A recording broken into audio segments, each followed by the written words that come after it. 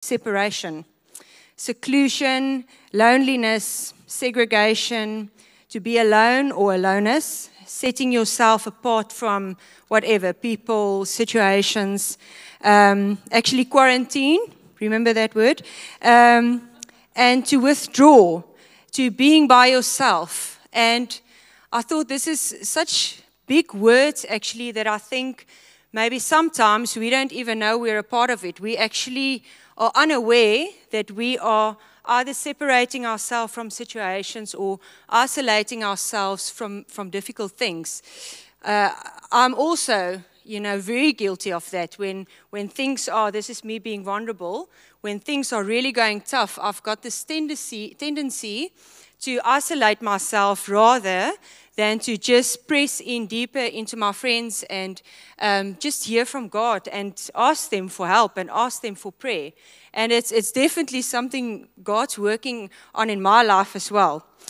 But, what was interesting is sometimes we don't know that we're in isolation.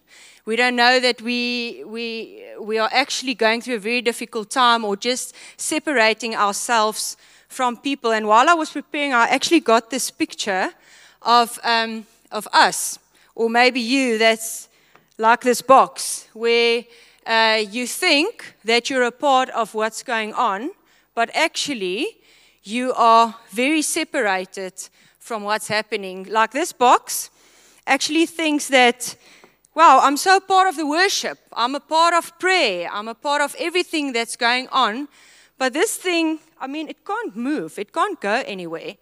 And what's even more crazy is that we actually sometimes don't know it. And sometimes need a friend or somebody close to come and show us, hey, listen, you are actually in isolation. It's time to get out. It's time to form part of what's going on. Okay? Yeah, give her a hand. She's been in there the whole evening. This is Marnie. She's incredible. Praise God, I didn't have to fit in there. But this was just such a good picture. Thanks, Marnie. Any physio in the room just afterwards, Rulene, please, just get that back for me. But yeah, I just had this picture of how we can feel apart, but actually we're not. We're in our own world thinking that we need to face things alone. We need to go into battles alone. But actually in Genesis 2 verse 18, God says, let me read it like this. Then the Lord God said, it's not good that the man should be alone. I will make him a helper fit for him. And I just felt God's heart in this for us. From the very beginning, what God did here is he brought Eve into the picture and he gave Adam a helper because he said it's not good for man to be alone. His heart for us was not to do life alone. So about, how long is it now? 15 years that we've been in Nelspruit? About 15 years. Etienne and Ina Marie probably met us first from everyone in this room. And I remember around 15 years ago, we got married and moved to Nelspruit, which I think was easier for Rudolf than for me because he comes from here. I come from somewhere in Gauteng that nobody knows about. And I remember how difficult this was for me, incredibly difficult. Because we were at varsity, we just finished there, we had loads of friends, my family was close. And I remember feeling so alone and isolated. We had a good church, very slotted into church and loved by people. And I remember how I, at one stage, just really hit a low where I felt like, please, Lord. I was the one who left with my husband, which is the right thing to do. And we came here. I need a friend, at least. I need someone to just get me out of this loneliness. And I was at a traffic light, and I'm like, God, please just provide a friend for me. And funny enough, Hillary was also part of that journey in the sense that we joined a home group with Fransha and Mariska. And what happened there is God gave me my first friends. And for the first time, I felt like, wow, I don't have to do life alone anymore. And since then, it's just grown. yes, it took a step of faith because I'm not one of those who just love meeting new people. I've grown, okay? Because it's a big step for me. And but that was one of the best things we actually did, was join a home group, and my first friends became family, and the whole picture changed for us. And so what I thought to do is to actually look at 3 points of how we can tackle this giant of isolation and loneliness and us thinking we can do this on our own. So the first point I actually want to look at is going into battle with my family. And if I say the word family, please don't think I'm just talking about, how can you say that, blood relatives? Is that the right word? I can honestly speak of a place where I was at a place where I didn't have, well, I had a new family but of 5 members, but I didn't have my family here. And how important it is for us to not stay isolated, but to ask and trust God for a family, for a church family, for people to come into our lives and do battle with us. And so in Psalm 68, verse 6, it says the following. Ina Marie uses this scripture, I know it. God settles the solitary in a home, or in the NIV, it says, God sets the lonely in families. And how we've seen this over the years in church is how people has brought lonely people, maybe lost family members or moved, and he's just put these people into family to get them ready for battle and get them on the path that they should be on and the plans of God. The person I thought of while I was thinking about how can I have a family, or who will be a good example in the Bible, and who jumped to mind was Esther.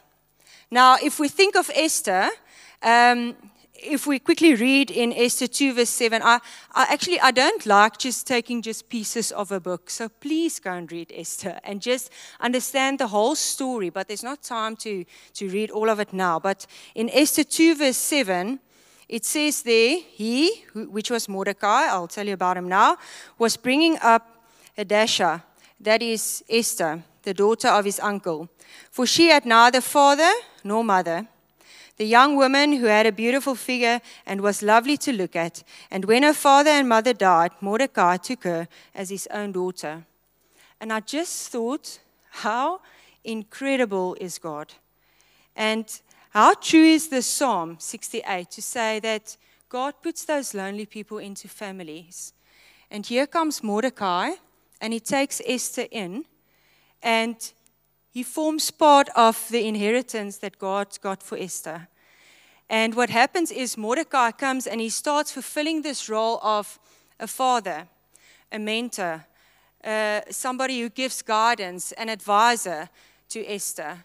And you can actually see this through the book of Esther, how he just plays a significant role alongside Esther to help her walk in the things that God's got for her.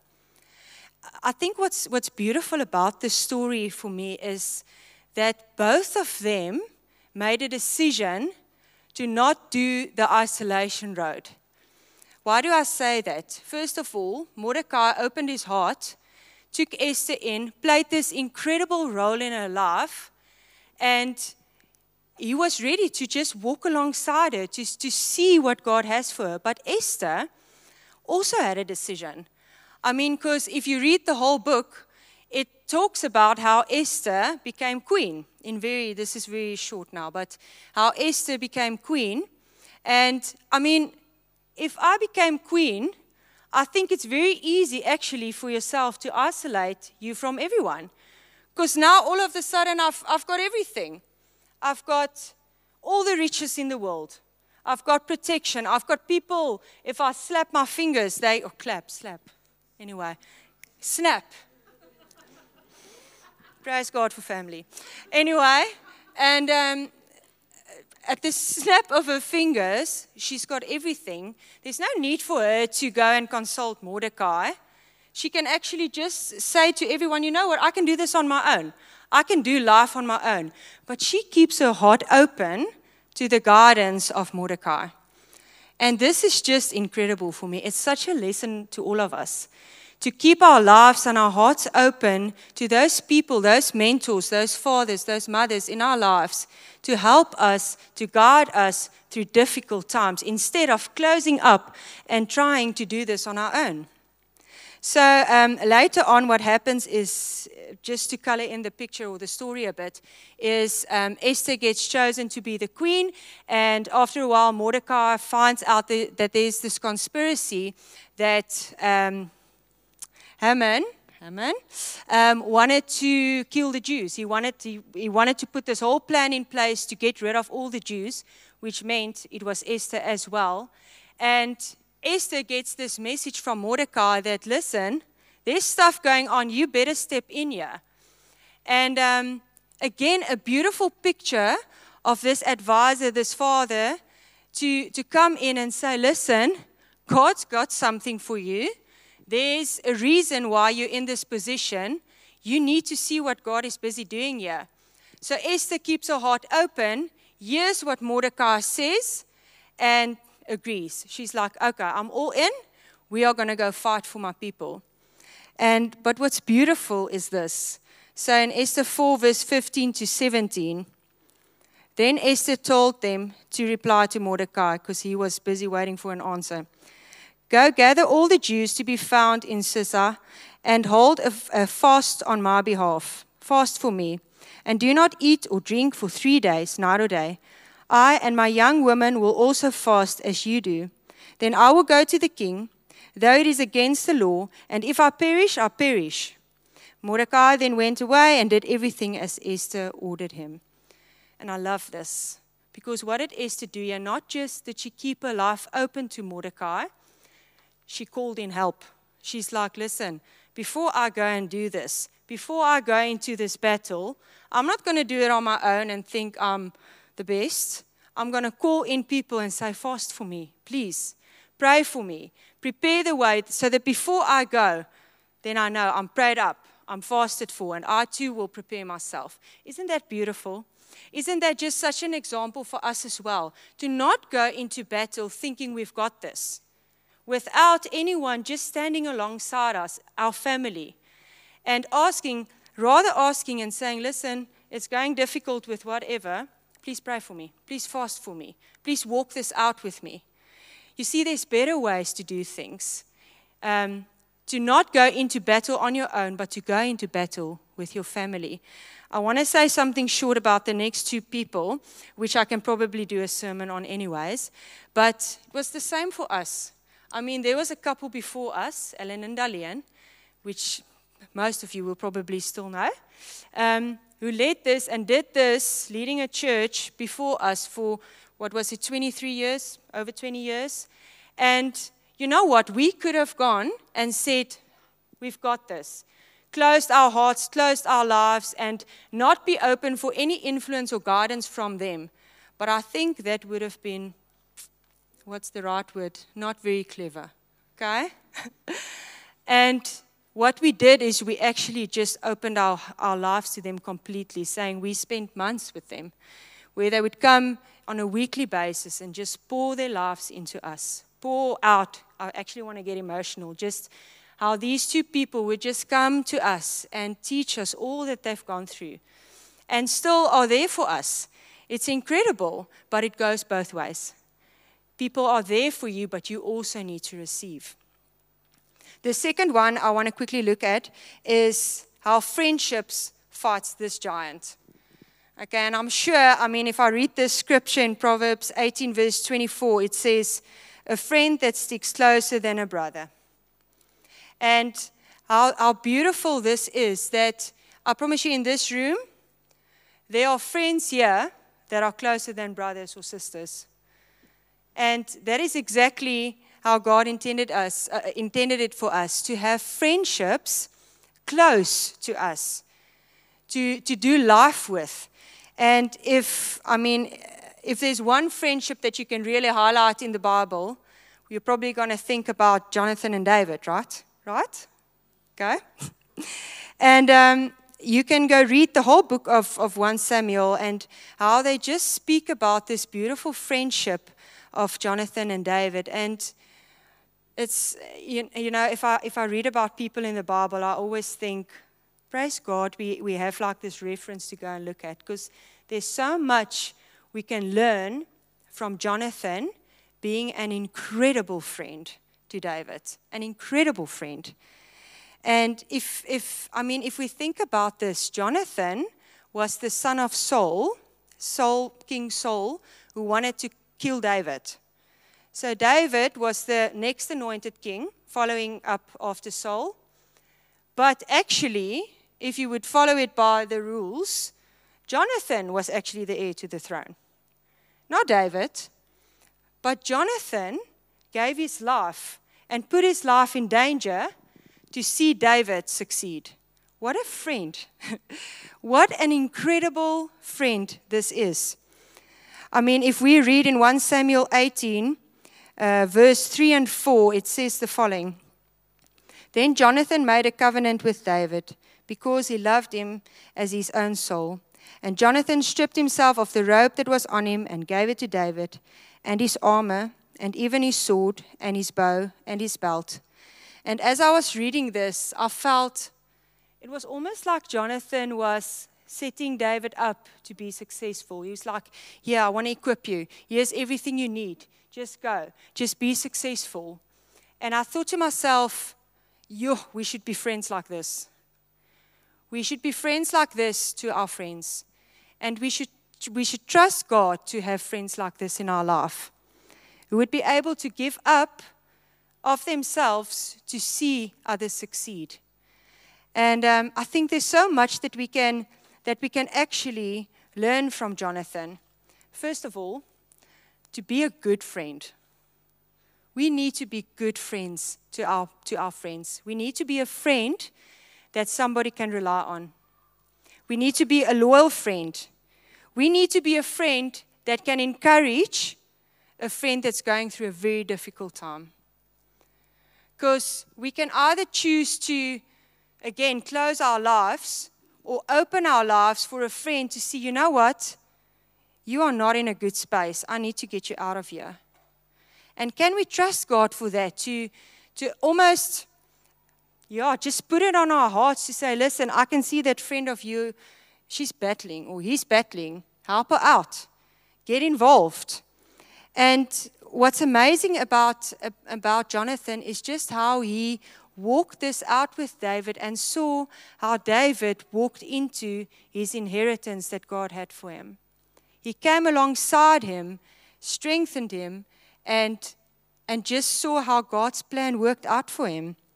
The second thing on that friendship that we can, that I just thought to mention, if there are any parents here, especially like us who have very young children, from a very young age, I mean, they are still very small, but from a very young age, that's the one thing we've just trusted God for is good friends.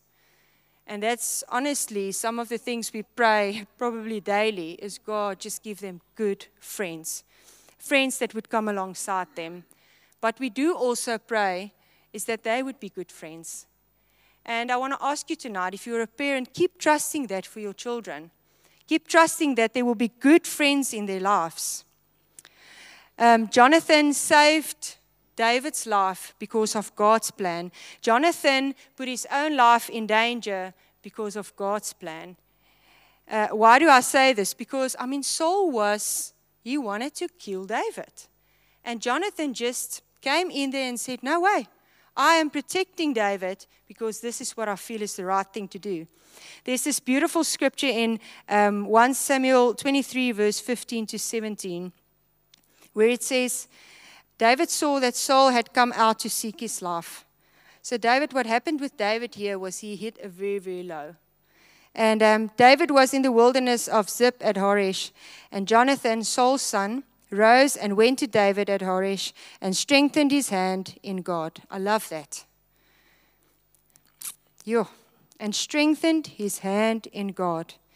And he said to him, do not fear, for the hand of Saul my father shall not find you. You shall be king over Israel, and I shall be next to you. And then it goes on. But that beautiful part of do not fear, God's plan will work out for you. He came in and he encouraged David. He strengthened him. We need to trust God for those people in our life. I was so reminded of a story in my own life where I was around 19, and in a period of about 6 months, I lost 5 people very close to me. 2 family members and 3 very close friends. And I remember this was an incredibly difficult time of my life. And I was a very, very young Christian, almost just gave my heart to the Lord, so it was quite a shock how to handle this now. And I remember just really hitting an incredible low that I've never felt before.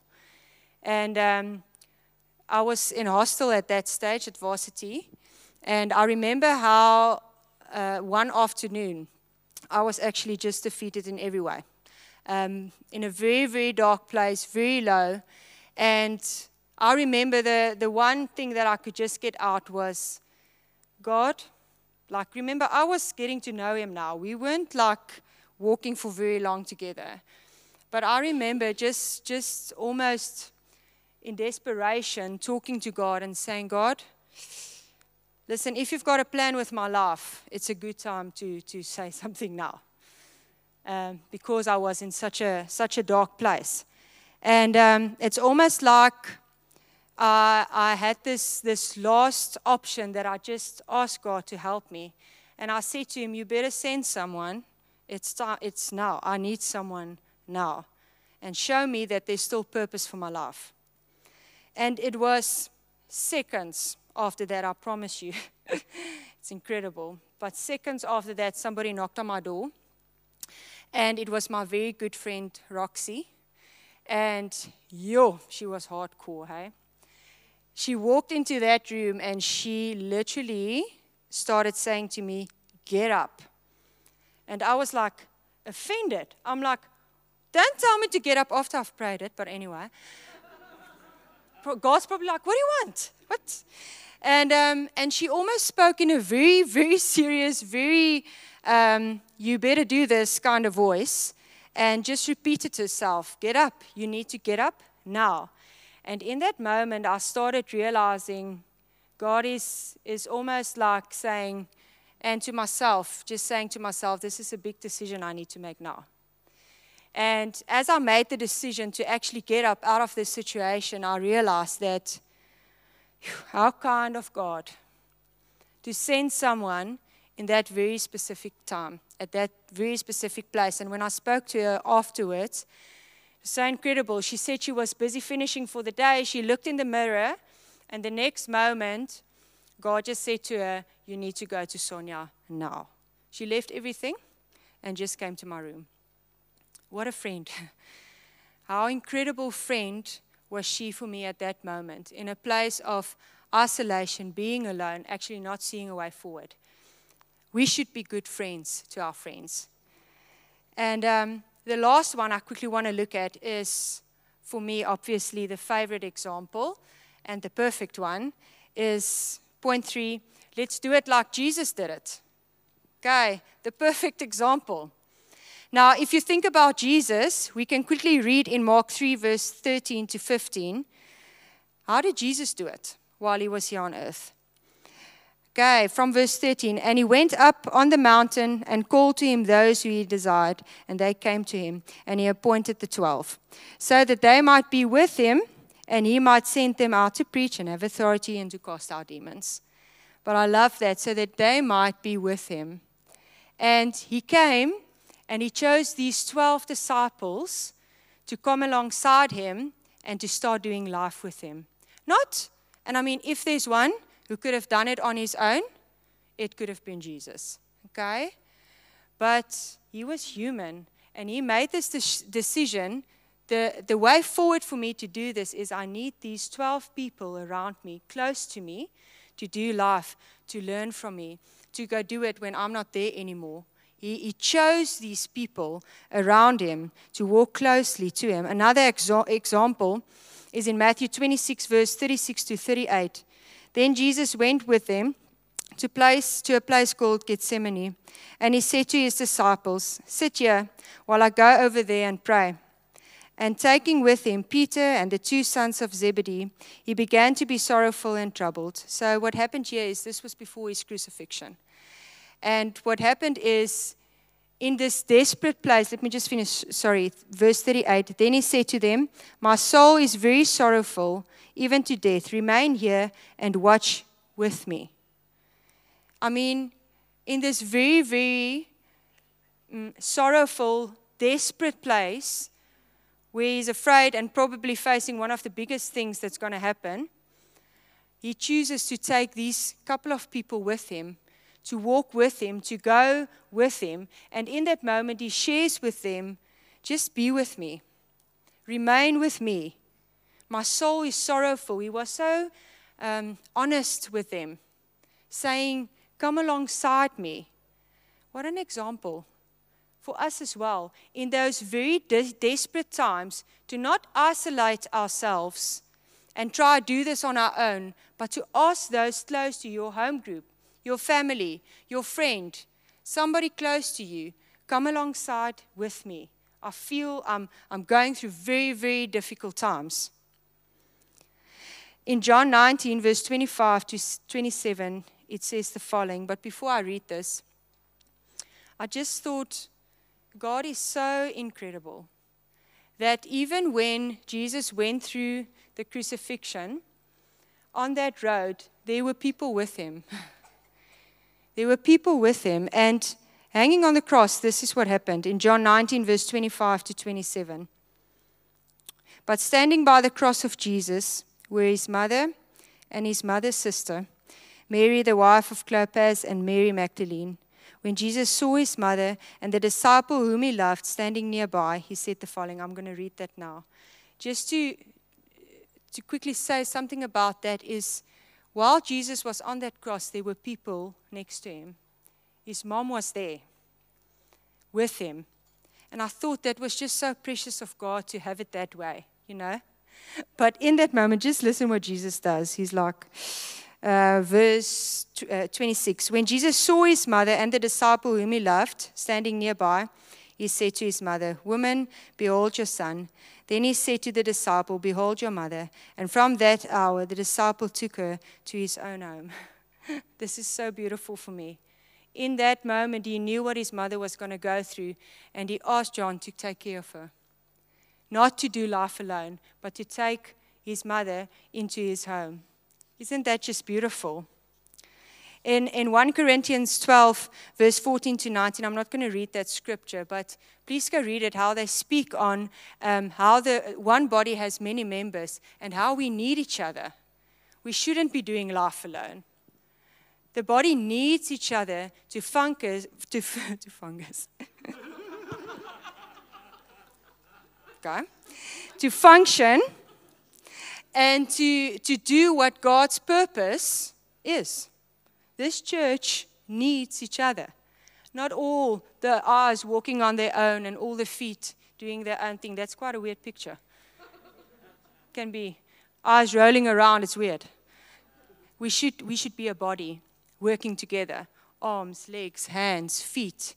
Working together in God's purpose, not isolating ourselves and trying to do things on our own. The last part I want to talk about is very important to me, and I really felt to make sure that we understand the difference between when we speak on isolation, about what we spoke about now, and when we speak about silence and solitude. It's two very, very different things. Because, I mean, even myself, if I listen to this message, it can sound like I should always have people with me. Okay, I'm not that kind of person. I love people, but there are times that I need alone time. And that is beautiful. And again, Jesus setting this example perfectly for us. You can read it in the following scriptures in Matthew 26, verse 39. So this is just following on how he took those people with him, his disciples with him, to the Garden of Gethsemane. And going a little farther, he fell on his face and prayed, saying, my Father, if it's possible, let this cup pass from me. Nevertheless, not as I will, but as you will. Just to again say, and going a little farther, he fell on his face and prayed. And I love that because he took his disciples with him up until a certain place, but then there was a bit of a road further that he walked alone with God. And that's where the solitude part comes in, where it says we need these people alongside us, not to do life alone. But man, you can't compromise on the time spent with God alone. In prayer, in word, in fasting, in whatever it is, you cannot compromise and say, I always need people with me. I can never be alone with God. That's first priority. And again, Jesus setting this example for us. You can walk up until this point with me, but then it's me and God. That's first. He's first. The next example, Mark 1 verse 35, and rising very early in the morning, while it was still dark, he departed and went out to a desolate place, and there he prayed. Jesus again, going on his own, praying to God. Luke 5 verse 16, but he would withdraw to desolate places and pray.